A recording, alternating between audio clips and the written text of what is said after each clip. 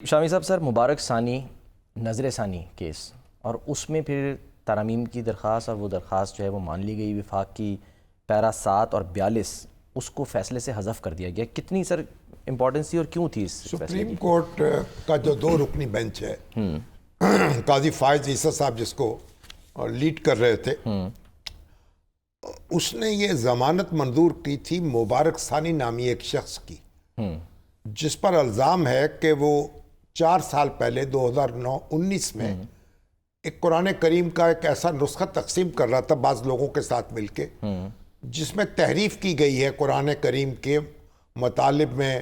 اچھا. اور اس تحریف شدہ قرآن جو ہے اس کے نسخے تقسیم کر رہا تھا. اور یہ ایک قابل سزا جرم ہے جس کی سزا 3 سال ہے. ٹھیک. اس کو گرفتار کر لیا گیا. اس کی ضمانت کی درخواست زیری عدالت سے ہوتی ہوئی سپریم کورٹ تک پہنچی. صحیح. اور سپریم کورٹ نے اس کی ضمانت منظور کر لی.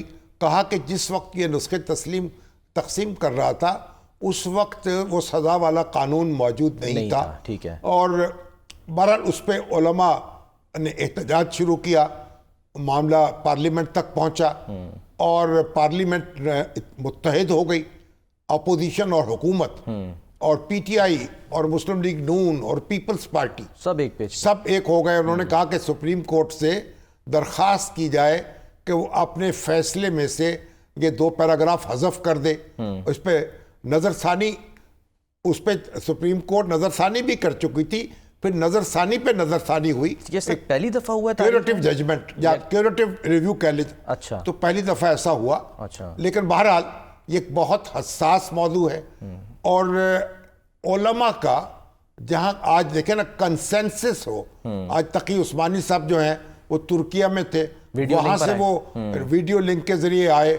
مولانا فضل الرحمان خود وہاں موجود تھے اور مفتی منیب الرحمان صاحب نے ایک اپنا نمائندہ بھیجا. اور علماء وہاں بڑی تعداد میں موجود تھے اور انہوں نے اپنا نقطہ نظر واضح کیا اور چیف جسٹس سے گزارش کی کہ فیصلے میں سے 2 پیراگراف حذف کر دیے جائیں. تو چیف جسٹس نے اور ان کے ساتھی جج نے اس کو قبول کر لیا اور وہ جو 2 پیراگراف تھے وہ حذف کر دیے گئے. دیکھیے، ایک جو مذہبی معاملات ہیں جہاں علماء کا کنسنسس ہو جائے، اتفاق رائے ہو جائے، پھر عدالتوں کو بھی چاہیے کہ اس کو فالو کریں. یہ پہلے کیوں نہیں ہوا تھا سر؟ مشاورت یا معاونت جو ہے اب جو بھی ہوا.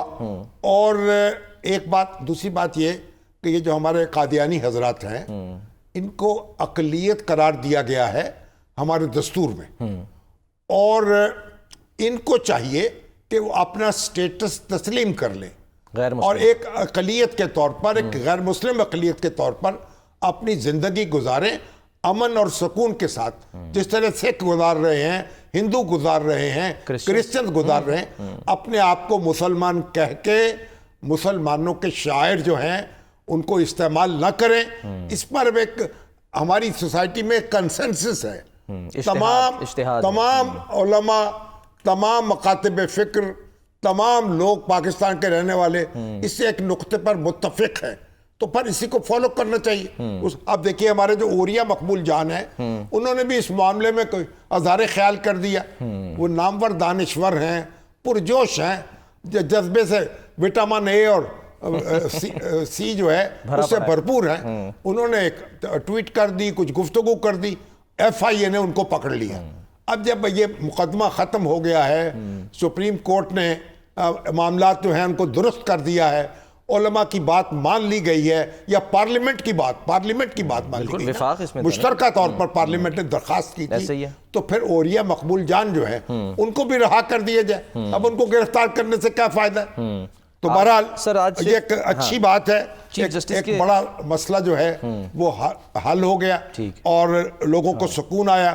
اور میرا خیال عدالتیں جو ہیں وہ بھی آئندہ احتیاط سے کام لیں گی، اور ہم سب لوگوں کو بھی ان معاملات پر بڑی احتیاط سے کام لینا چاہیے.